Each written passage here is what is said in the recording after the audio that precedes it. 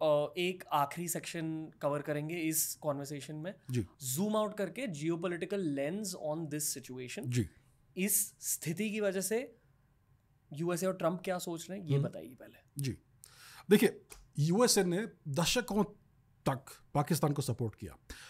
2022 में first half में US ने पाकिस्तान में रेजिम चेंज किया, इमरान खान को हटा दिया जो बहुत प्रो चाइना था, और शहबाज शरीफ या जो भी है उसको लाया। सो पाकिस्तान 2022 में यूएस वसाल बन गया। आई थिंक लास्ट ईयर उन्होंने बांग्लादेश में सेम चीज़ की और बांग्लादेश में एक रेजिम चेंज किया। तो ईस्ट पाकिस्तान वेस्ट पाकिस्तान दोनों वापस खड़े हो गए हमारे विरुद्ध में। अभी ट्रंप ने पूरा पॉलिसी चेंज किया है ऐसा लग रहा है मुझे, because of what we are seeing. तो I think Trump is okay with it. Trump ने हमें ये कहा होगा प्राइवेटली कि आपको you have to be on our side. If you are on our side then we can give you certain, we will turn a blind eye towards certain things, possibly और possibly not possibly.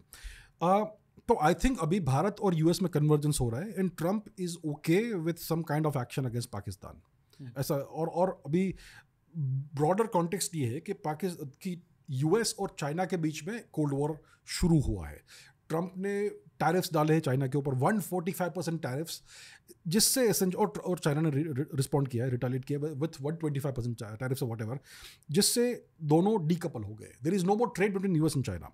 अभी Ukraine war का भी scenario है जिसमें China और Russia साथ में है, जिसमें चाइना अब सीनियर पार्टनर है because of the economic strength, और रशिया अनफॉर्चुनेटली जूनियर पार्टनर है because of all these things. और भारत और रशिया के बीच में काफ़ी पुराना इतिहास है। We are very good friends you could say geopolitically. तो यूएस चाहता है कि भारत थोड़ा सा इस रशिया के साथ जो मित्रता है उससे थोड़ा बाहर निकले और प्रो वेस्ट हो जाए, और भारत चाहता है कि हम बिल्कुल इंडिपेंडेंट स्वाधीन रहे। तो ये सब फोर्सेस है। अभी यूएस ने लेट्स से पाकिस्तान को अबैंडन कर दिया है, इसलिए उनका जो डिफेंस मिनिस्टर है वो जाकर मीडिया में बोल रहा है कि भाई हमने यूएस के लिए टेररिज्म किया बहुत दशकों से। अगर वो आपके मास्टर होते तो आप ऐसा नहीं बोलते कभी। आपको उन्होंने डिवोर्स पेपर्स दिए हैं, इसीलिए आप जाकर चिल्ला कर बोल रहे हो कि हमने उनके लिए ये सब किया है। तो अभी Pakistan is shopping for a new master, वो मास्टर चाइना है। तो अभी आप देखेंगे कि पाकिस्तान और चाइना बहुत गहरे मित्र बहुत जल्दी बनने वाले हैं। आज चाइना ने ऑलरेडी स्टेटमेंट दिया है कि वी रिग्रेट इंडियाज एक्शंस। अभी देखिए, भारत का इकोनॉमिक हेफ्ट बढ़ रहा है। भारत में एम्बिशन है कि हम बहुत बड़े मैन्युफैक्चरिंग पावर बने, और चाइना के साथ जो डीकपलिंग हुआ है उसके कारण सारे जो वेस्टर्न मैन्युफैक्चरर्स हैं, जो वेस्टर्न कंपनीज हैं, उनको कहीं और मैन्युफैक्चर कराना पड़ेगा अपने गुड्स को। और भारत में ही वो क्षमता है बिकॉज ऑफ द साइज कि वो सब मैन्युफैक्चरिंग हो। तो अभी मैन्युफैक्चरिंग भारत में मूव होने लगा है धीरे धीरे, लेकिन चाइना इस बात से बहुत दुखी है। तो अगर भारत और पाकिस्तान में के बीच युद्ध हो गया तो चीन के लिए ये अच्छी बात है, ताकि भारत एक अनस्टेबल जैसा देश लगे दूसरे आउटसाइड इन्वेस्टर्स को, और भारत में वो इतना इन्वेस्टमेंट नहीं हो। So it is good for China. तो ये जियोपॉलिटिकल एंगल है। सो ऐसा हो सकता है कि चाइना और पाकिस्तान के इंटरेस्ट बहुत हद तक कन्वर्ज हो रहे हैं इस बात में। चाइना अपने हाथ साफ रखेगा, खुद स्वयं इन्वॉल्व नहीं होगा, लेकिन बाहर से रिमोट कंट्रोल कर सकता है कुछ चीज़ों को। सो चाइना पाकिस्तान एक्सेस फिर से बन रहा है। अभी देखिए 9 मई को मॉस्को में विक्ट्री डे परेड है, होने वाला है 2 दिन के अंदर, जहाँ पर प्रधानमंत्री श्री मोदी जी को आमंत्रित किया था पुतिन जी ने, और राजनाथ सिंह जी को भी डिफेंस मिनिस्टर को आमंत्रित किया था। और प्रधानमंत्री जी ने कहा कि मैं नहीं आ पाऊँगा, फिर राजनाथ जी ने भी कहा कि मैं नहीं आ पाऊँगा। और लोग सोच रहे थे कि क्या हो गया भाई, रशिया और भारत की मित्रता बंद हो गई। आई थिंक कुछ और कारण था कि प्रधानमंत्री जी और रक्षा मंत्री जी नहीं गए। तो देखिए ये जियोपॉलिटिकल एंगल है। भारत को यूएस वू कर रहा है। भारत और रूस के गहरे संबंध है जो चलते रहेंगे, आगे भी चलेंगे। चीन चाहता है कि रशिया और भारत का डीकपलिंग हो जाए, और चीन चाहता है कि पाकिस्तान फिर से उनका प्रॉक्सी बन जाए, और चीन चाहता है कि बांग्लादेश को भी वो यूज़ करे कुछ प्रकार से। क्योंकि अभी मोहम्मद यूनुस जी चीन गए थे, वो कह रहे थे कि भारत का नॉर्थ ईस्ट जो है वो उसे हम कट ऑफ कर सकते हैं। तो he is also shopping for a new master clearly. Trump को इन दोनों में कोई इंटरेस्ट नहीं है आज, पाकिस्तान, ईस्ट पाकिस्तान और वेस्ट पाकिस्तान में। तो बहुत सारा रीअलाइनमेंट हो रहा है। अभी चाइना का काफ़ी अधिक इन्वॉल्वमेंट होने वाला है in the coming days and months and years. और भारत और यूएस का कुछ टैंगो होने वाला है जो हो रहा है ऑलरेडी, और भारत और रशिया का भी कुछ अलग से चलेगा। तो ये सब सिनारियो है आज।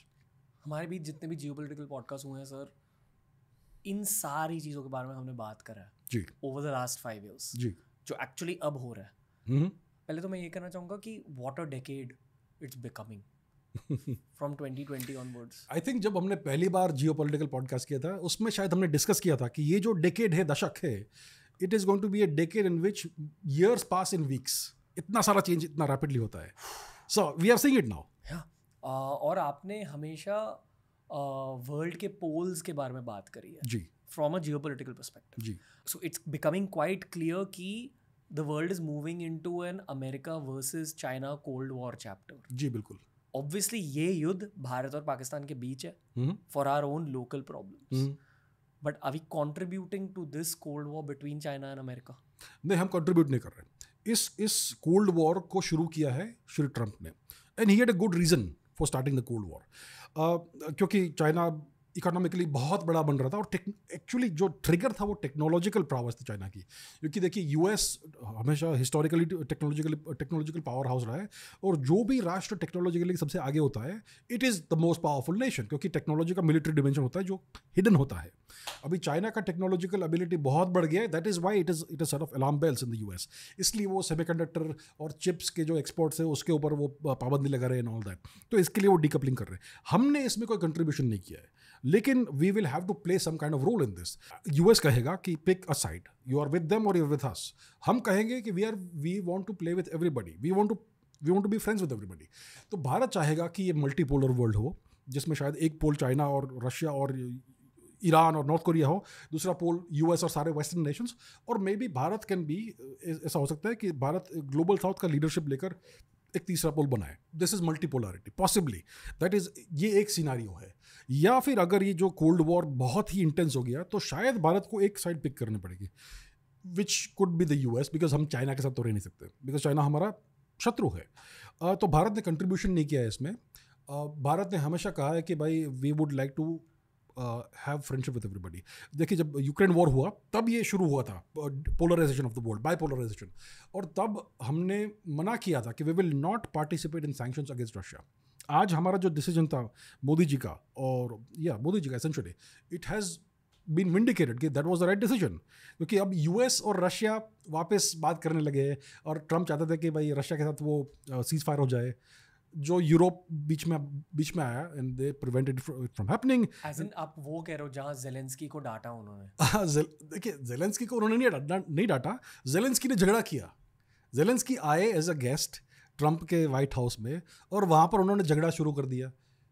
तो देखिए maybe he was right to do it, maybe he was wrong, whatever, लेकिन उस दिन वो सिग्नेचर होने वाला था मिनरल्स डील के ऊपर.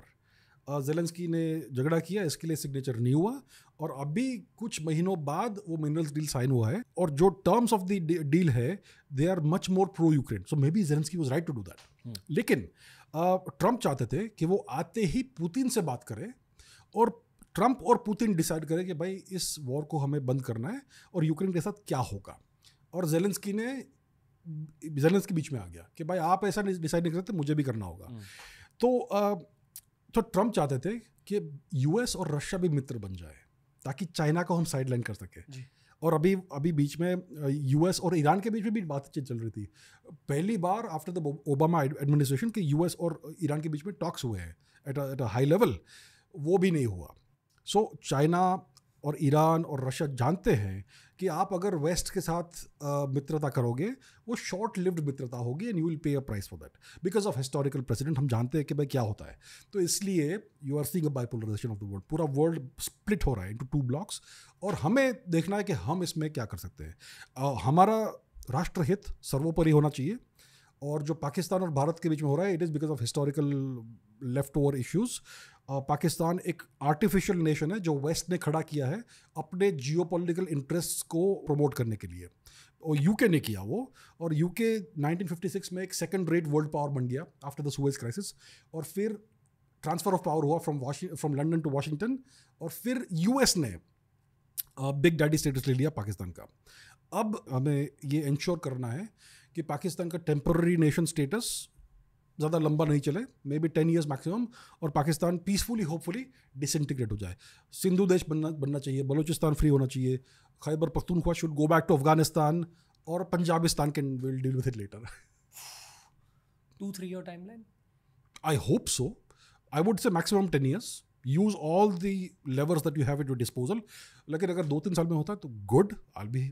Nobody will be more pleased than me. Sir, currently as of May 2025 Bharat के पक्ष में कौन है, पाकिस्तान के पक्ष में कौन है, ये झट से समझाइए. जी, पाकिस्तान के पक्ष में चीन है. पाकिस्तान के पक्ष में और कौन है? देखिए, वेस्टर्न मीडिया पूरे पाकिस्तान के पक्ष में है. Mostly pro Pakistan. उनका हिस्टोरिकल रिएक्शन वो रहा है कि we will be pro Pakistan. लेकिन जब ये पहलगाम अटैक हुआ तब सारे के सारे जो पाश्चात्य लीडर्स है, वेस्टर्न लीडर्स है, उन्होंने पब्लिकली इमीडिएटली एसेंशियली कहा ट्विटर के ऊपर कि हम भारत को सपोर्ट करते हैं, वी स्टैंड विद इंडिया. कुछ लोगों ने पाकिस्तान को ज़्यादा मेंशन नहीं किया, लेकिन सबने भारत के साथ सोलिडारिटी दिखाई. मेलोनी जी ने भी ये कहा और ईरान के डिफेंस मिनिस्टर ने भी ट्वीट किया था कि we stand with India and so on. तो ओवरऑल जो पब्लिक पोस्चरिंग वर्ल्ड लीडर्स कर रहा है वो मोस्टली प्रो इंडिया रहा है. Essentially, Western leaders ka, including Israel and all of that. So, who is with India? I think mostly West softly pro-India है. वो कहेंगे कि भाई आपको ये सब नहीं करना चाहिए, फाइटिंग नहीं करनी चाहिए, लेकिन they will not take any major any action against India. Words and actions बहुत बड़ी बात, बहुत difference होता है between words and actions. So आप शब्दों से कुछ कह सकते हैं लेकिन don't take any action. So I think Pakistan के साथ मेनली चाइना है. Russia because of the junior partner status with China, उनको थोड़ा सा वो डिप्लोमेटिकली लेना पड़ेगा, लेकिन रशिया एंड पाकिस्तान के बीच में इतना कुछ कन्वर्जेंस नहीं है. सो एसेंशियली भारत के साथ वेस्टर्न नेशन से ईस्टर्न नेशंस भी, जैसे कि Japan, South Korea, South East Asia etcetera. Pakistan के साथ चाइना है. ईरान कहाँ है? I think Iran would want to be in between. वो डिप्लोमेटिक रहना चाहेंगे, न्यूट्रल रहना चाहेंगे. सो आप कह सकते हैं कि वेस्टर्न मीडिया भारत के विरुद्ध है, लेकिन वेस्टर्न नेशंस भारत के साथ है. और nobody likes Pakistan essentially in the world except for China who wants to use Pakistan. Almost इस पॉडकास्ट के अंत तक पहुंच चुके हैं सर. एक आखिरी सवाल है जी कि एज सिटीजन्स ऑफ इंडिया हमारी रिस्पॉन्सिबिलिटी क्या है इस फेज में? हमारी रिस्पॉन्सिबिलिटी क्या है? या देखिए, पहली बात तो ये है कि हमें रूमर मॉन्गरिंग नहीं करना है, हमें कहीं सुनी बातों पर विश्वास नहीं करना है. आज सुबह कुछ भारतीय मेजर पब्लिकेशंस ने कहा कि भारत के 4-5 पता नहीं कितने कुछ नंबर दिया उन्होंने कि भारत के X number of fighter planes shoot down हो चुके हैं. ऐसा उन्होंने ट्वीट किया था, फिर उनको डिलीट करना पड़ेगा. तो ऐसी जो बेसलेस क्लेम्स जो करते हैं हमारे मीडिया या जो भी है, हमें उस पर बिलीव नहीं करना है. वी हैव टू हमें देखना है कि हम उसी चीज़ को बिलीव करें जो ऑफिशियल स्टेटमेंट्स है, उसको जो हमारी गवर्नमेंट दे. और दूसरी बात है कि हमें अनकंडीशनली हमारे देश को सपोर्ट करना है, हमें अनकंडीशनली हमारी आर्म्ड फोर्सेस को सपोर्ट करना है. और हमें देखिए, बहुत लोग कहेंगे कि भाई पाकिस्तान में भी इनोसेंट लोग हैं, वो लोग भी मर जाएंगे, तो हमारे इनोसेंट लोग कुछ काम के, उनका कुछ वैल्यू नहीं है क्या? So we have to understand. देखिए, जब धर्म और अधर्म के बीच में जब युद्ध होता है तो उस तरफ भी कुछ इनोसेंट लोग रहेंगे. अगर उनकी मृत्यु होती है, उनको नुकसान होता है, तो जिसने ये युद्ध शुरू किया, जिसने ये प्रॉब्लम शुरू किया, वो उसका रिस्पॉन्सिबिलिटी है. सबसे बड़ा इम्पोर्टेंट हमें ये याद रखना है कि वी हैव टू एंड हिंसा. अगर कोई हिंसक है, अगर कोई क्रूर है, अगर कोई आतंकवादी है, तो उसे हमें एंड करना है. तभी आप जाकर शांति फैला सकते हो दुनिया में. So we have to end the terrorist nation.